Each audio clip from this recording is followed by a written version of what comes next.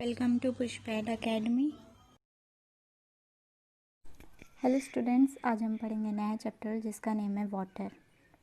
Water क्या होता है, हमारे लिए क्यों ज़रूरी है, हम ये सब इस चैप्टर में पढ़ेंगे। चलिए स्टार्ट करते हैं।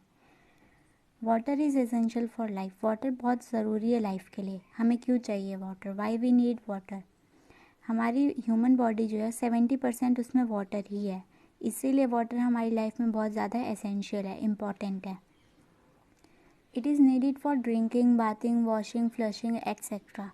ये पानी पीने के लिए, नहाने के लिए, कपड़े धोने के लिए, फ्लश करने के लिए और भी बहुत सारी ज़रूरतें होती है जिसमें हमें पानी की ज़रूरत पड़ती है।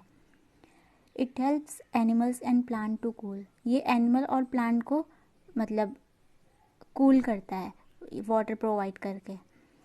It is required for irrigation of crops. और ये क्रॉप्स को इरीगेट करने में मतलब उनको पानी लगाने में भी हेल्प करता है। जैसे हम गार्डन में पानी देते हैं वैसे ही ये जैसे कोई भी प्लांट हो गया उसको पानी देने में हेल्प करता है। अगर पानी नहीं होगा तो हम प्लांट को पानी नहीं दे पाएंगे, जो कि उनके लिए भी ज़रूरी है।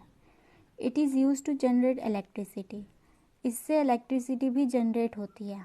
It is use in many industries like paper, rayon, drugs, dyes and another chemical industry. और ये बहुत सारी इंडस्ट्रीज़ में भी यूज़ होता है, जैसे पेपर, रेयन, पेपर बनाने में यूज़ होता है, रेयन, ड्रग्स, टाइस, ये सारी चीज़ें। और भी बहुत सारी केमिकल इंडस्ट्रीज़ है जिसमें वाटर यूज़ होता है कोई प्रोडक्ट बनाने के लिए। तो हम water is essential for the germination of seeds. अब सीड्स के जर्मिनेशन के लिए भी वाटर बहुत ज़रूरी रहता है। मतलब सीड्स को मतलब प्लांट वाली लाइफ में लाने के लिए सीड से वाटर ज़रूरी होता है। तो अभी आपने देखा कि हम इतना सारा वाटर यूज़ करते हैं, बट हम इतना सारा पानी यूज़ तो कर रहे हैं, लेकिन ये पानी आता कहाँ से है? तो अब हम पढ़ेंगे इसके सोर्सेज के कि ये पानी कहाँ कहाँ से हमें मिलता है। पहले है oceans and seas. Most of the water on the earth is found in oceans and seas, but this water is not suitable for drinking और other uses because it contain large amount of salt और saline. Oceans में सबसे ज़्यादा पानी हमें वहीं पे मिलता है, ओशंस और सीज में। लेकिन ये जो पानी है वो हम पी नहीं सकते क्योंकि इसमें बहुत ज़्यादा अमाउंट में सॉल्ट मिला हुआ होता है, जो कि हमारी बॉडी के लिए हार्मफुल है। और ना ही हम इसको एग्रीकल्चर वगैरह किसी भी पर्पज़ में यूज़ कर सकते हैं। बाद में इसको फिल्ट्रेट करके हम यूज़ कर सकते हैं, लेकिन डायरेक्टली हम इसे कंज्यूम नहीं कर सकते हैं। Lakes and ponds, these are created by collection of rain water in low lying areas। अब ये जो है मतलब लो लाइंग एरियाज़ में आते हैं। मतलब यहाँ पे जो रेन वाटर होती है, बारिश होती है, उससे ये पानी वहाँ पे कलेक्ट हो जाता है। Seepage from ground water also add water to ponds and lake. और कुछ ग्राउंड वाटर के जो सीपेज होती है वहाँ से भी कुछ पानी इसमें प्रेजेंट हो जाता है। फिर है तीसरा रिवर्स। रिवर में भी पानी हमें, वो एक अच्छा सोर्स है पानी का। इसको हम पी भी सकते हैं, which we use for drinking, washing and for agriculture. That water comes from river. इसको हम पीते भी हैं, कपड़े भी धुलते हैं और एग्रीकल्चर पर्पज़ के लिए हम इसे यूज़ भी करते हैं। River flows down the mountain side and across the land, finally flowing into a sea और एन ओशन। अब जो रिवर है वो पानी माउंटेन के साइड से नीचे आता है। रिवर से पानी माउंटेन के साइड से नीचे आता है और फिर वो लैंड जैसे कोई एरिया हो या फिर जैसे कोई सी हो या ओशन हो, उसमें जाके वो मिल जाता है। फिर और भी एक और सोर्स है snow. Snow is also the source of water. ये भी एक वाटर का सोर्स है। Some regions are covered with snow, by melting of snow we get water. कुछ रीजन्स ऐसे होते हैं जो स्नो से कवर्ड होते हैं और हम उसको जब मेल्ट कर देते हैं वो स्नो को, फिर हमें उससे पानी मिल जाता है। This water flows down from in form of streams and reverse. अब ये जब हम इसको मेल्ट कर देते हैं तो यही वाटर फिर जो स्ट्रीम्स होती है और ये रिवर्स होती है उसमें फ़्लो करते हैं। एक और सोर्स ऑफ वाटर है रेन। अब हमने जितने भी ये सोर्सेज पढ़े हैं वाटर के, ये सारे मेनली कहाँ से आते हैं? बारिश से, रेन से ही मिलते हैं। और एक और है ग्राउंड वाटर जो हम पीने के लिए यूज़ करते हैं, जो हमें हर time to time recharge on करना पड़ता है हमें उसे। फिर है वाटर साइकिल। वाटर साइकिल क्या है? ये एक रिंग की तरह चलती है, ठीक है। अब समझते हैं कैसे चलती है। Water cycle is a circulation of water through the process of evaporation और condensation and precipitation. Water cycle क्या है, अभी हमने बात की रिंग की तरह चलती है, और रिंग की तरह इसमें कौन कौन से स्टेप आते हैं, इवेपोरेशन, कंडेंसेशन और प्रेसिपिटेशन, ये तीनों को वो फॉलो करती रहती है और ऐसे वाटर साइकिल फ्लो होता रहता है। अब हम बात करेंगे इवेपोरेशन की इसमें, जो कि इसका फर्स्ट स्टेप है।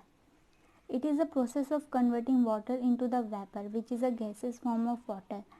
ये क्या है, इवेपोरेशन में क्या होता है, जो वाटर है वो कन्वर्ट हो जाता है वेपर में, भाप में बन जाता है। जो वेपर क्या है, वाटर की गैसेस फॉर्म है, मतलब अब जो वाटर है वो लिक्विड में ना रह के वो गैसेस फॉर्म में आ जाएगा।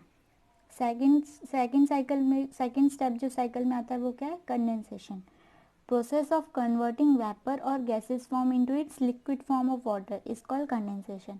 इसमें क्या होता है, जो अभी गैसेस फॉर्म में जो वाटर बना, वेपर जो है, उसको हम वापस लिक्विड फॉर्म में ले आते हैं, ठीक है, उसको हम बोलते हैं कंडेंसेशन। उसके बाद थर्ड साइकिल का थर्ड स्टेप क्या है, precipitation. When more condensation of water occur, then water vapor in atmosphere results in precipitation. It can be in the form of rain, snow, etc. जब क्या होता है, जब कंडेंसेशन ऑफ वाटर एटमॉस्फेयर में होने लगता है तो वो प्रेसिपिटेशन में रिजल्ट करता है, तो फिर वो मतलब बारिश की फॉर्म में हमें दिखता है या स्नो की फॉर्म में हमें देखने को मिलता है। अब हम पढ़ेंगे loss of water by plants. Plant से भी वाटर लॉस होता है बहुत। Plant also lose water with the process known as transpiration. Plant कैसे वाटर लूज करते हैं, एक प्रोसेस है ट्रांसपिरेशन। ये जानबूझ के लूज नहीं करते, ये इनका प्रोसेस ही होता है, क्यों ये इनको मतलब करना ही पड़ता है ताकि अपनी जैसे कि जो चीज़ें नहीं चाहिए वो रिमूव कर सके। What is transpiration, the process of evaporating water through leaves is called transpiration. Transpiration क्या है, जिसमें हम क्या करते हैं, वाटर को रिमूव करते हैं, इवेपोरेट कर देते हैं लीव्स के थ्रू, इसको हम बोलते हैं transpiration.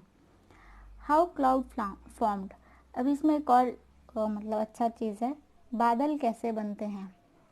As we go higher to the surface of earth temperature get cooler. जैसे जैसे हम अर्थ के सरफेस पे और ऊपर ऊपर जाते रहेंगे तो हमें क्या दिखेगा, जो टेम्परेचर है वो कूल होता है वहाँ पे। जैसे हम माउंटेन एरिया में जाते हैं जो ऊपर होता है, वहाँ का टेम्परेचर आपने देखा होगा कि वो कूल होता है ज़्यादा। At some heights, air becomes so cooler that water vapor present in it become condenses to form a tiny drops of water called droplets. और एक हाइट पे जब हम जाएंगे तो ऐसा होगा कि जो एयर है वो इतनी ज़्यादा कूल हो जाएगी कि जो वाटर वेपर प्रेजेंट होगा उस एटमॉस्फेयर में वो कंडेंस हो जाएगा। कंडेंस होकर क्या होगा, उसमें वो बहुत ही मतलब छोटी छोटी ड्रॉप्स वाटर की वहाँ पे फॉर्म होने लग जाएगी, जिसको हम बोलते हैं ड्रॉपलेट्स। ड्रॉपलेट मतलब वाटर की ड्रॉप्स फॉर्म होने लग जाएगी। This droplets floating in air, अब ये जो ड्रॉपलेट्स फॉर्म हुई है ये क्या है, हवा में ही ये रहती है, जिसको हम एज अ क्लाउड देखते हैं, जो हमें क्लाउड की तरह दिखती है, जो हमें बादल दिखते हैं। Small tiny drops of water come together and combine and form large droplets which we call cloud. अब जो ये छोटी छोटी ड्रॉप है वाटर की, ये क्या होंगी, छोटी छोटी करके ऐसे बहुत सारी इकट्ठा आ जाएंगी, वो जब कंबाइन होंगी तो वो एक बड़ी सी ड्रॉपलेट फॉर्म कर लेंगे, बहुत बड़ा वो बन जाएंगे, और फिर वो उससे हम बोलते हैं कि ये क्लाउड है, बादल है। Some drops of this water become and heavy start falling which we call rain. कुछ ड्रॉप, जब ये जो ड्रॉपलेट्स है ये क्या हो जाती है, हैवी हो जाती है, बहुत भारी हो जाती है, तब ये क्या होती है, नीचे गिरने लगती है, जिसको हम बोलते हैं रेन, बारिश होने लगती है। तो what if it rains heavily, क्या होगा अगर रेन ज़्यादा हैवी हो जाएगी तो। Normally rain is a relief after hot summer and many crops are depend on rain which come in monsoon season. Normally क्या होता है कि जो बारिश होती है वो हम उसे एक रिलीफ मानते हैं, मतलब जैसे समर है, समर बहुत ज़्यादा गर्मी है, गर्मी की वजह अगर बारिश होती है तो हमें बहुत आराम से लगता है, ठंडा सा महसूस होता है। और बहुत सारी क्रॉप्स भी रेन के ऊपर डिपेंड होती हैं जो मानसून सीजन में आते हैं। लेकिन अगर रेन ज़्यादा एक्सेस में होने लग जाएगी तो ये इससे क्या इशू हो सकता है, फ्लड आ सकता है, बाढ़ आ सकती है। वाटर लेवल ऑफ रिवर्स क्या होगा, जो रिवर हो गया, सीज, लेक और पॉन्ड, इन सब का वाटर लेवल जो है वो बढ़ जाएगा, और जब ये बढ़ जाएगा तो क्या होगा, पानी कहाँ पे स्टोर हो पाएगा, उनके लिए तो जगह ही नहीं बचेगी, तो फिर ये पानी बाढ़ की फॉर्म में, जैसे हम बोलते हैं ना बाढ़ आ गई, फ्लड आ गया, तो ये ऐसे ही बह जाता है। In flood the crop, city, village and many other got submerged in water. और अगर फ्लड आ जाता है तो क्या होता है, इससे क्रॉप हो गया और सिटी, विलेज और भी बहुत सारी चीज़ें जो पानी के अंदर डूब जाती हैं। देन दिस फ्लड, और फिर क्या होता है, ये जो बाढ़ आती है ये एनिमल्स, ह्यूमन लाइफ और प्लांट लाइफ, इन सबको ही अपने साथ ले जाती है। What happen if it does not rain for a long period time. तब क्या होगा अगर रेन होती ही नहीं है, बारिश ही नहीं होती है बहुत लंबे समय तक, हम इसको ड्रॉप कहते हैं। ठीक है, ड्रॉट कंडीशन मतलब सूखापन, जब कोई बारिश नहीं होती है। और जब बहुत बारिश होती है तो हम उसे फ्लड कहते हैं, जो कि अभी हमने पहले पढ़ा है। If it does not rain for year और मोर एट अ प्लेस, अगर किसी भी जगह पे ज़्यादा टाइम तक बारिश नहीं हुई है तो क्या होगा, वहाँ पे जो वहाँ की सॉइल होगी वो क्या हो जाएगी, ड्राई हो जाएगी। वाटर लेवल जो होगा वो क्या हो जाएगा, बहुत नीचे चला जाएगा। वहाँ पे ग्राउंड वाटर जो होगा वो भी वहाँ पे स्कैर, मतलब वहाँ पे पानी की कमी हो जाएगी, जो पीने का पानी उसकी कमी हो जाएगी। Farmers are not able to grow crops, और जो फार्मर्स है वो भी क्रॉप्स वगैरह ग्रो नहीं कर पाएंगे। They have no source left for food and fodder, और उनके लिए फिर कोई भी सोर्स नहीं बचेगा खाने के लिए या फिर जो उनके एनिमल्स हैं उनको खिलाने के लिए। Also it lead to loss of human और एनिमल प्लांट लाइफ, और तो और ये ह्यूमन, एनिमल और प्लांट लाइफ का लॉस भी होगा इसमें, क्योंकि उनको खाने पीने के लिए चीज़ें ही नहीं मिलेंगी तो उनकी तो फिर डेथ हो जाएगी। अब हम बात करेंगे वाटर कैसे कंजर्व कर सकते हैं, how to conserve water. Very small fraction of water is available to earth which fit for use of human, animals and plants। अभी हम बात करेंगे वाटर हम कंजर्व कैसे करें जब हमारे पास इतना पानी ही है। हमारे पास बहुत ही स्मॉल फ्रैक्शन में पानी अवेलेबल है अर्थ में, जो कि हम पीने के लिए, प्लांटिंग के लिए यूज़ करते हैं। ठीक है, 70% of earth is filled with water, जबकि 70% अर्थ क्या है, पानी से ही फिल्ड है, लेकिन हमारे पास फिर भी पीने के लिए बहुत ही कम पानी है।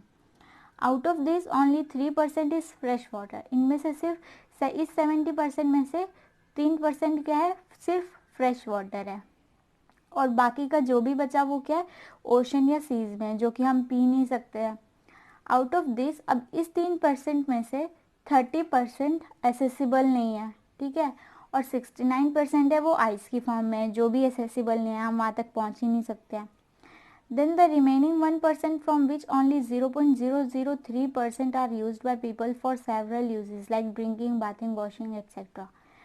अब ये जो है 1% जो बचा, 3% का 3% में से 30% एसेसिबल नहीं है, हम आज तक नहीं पहुंच सकते।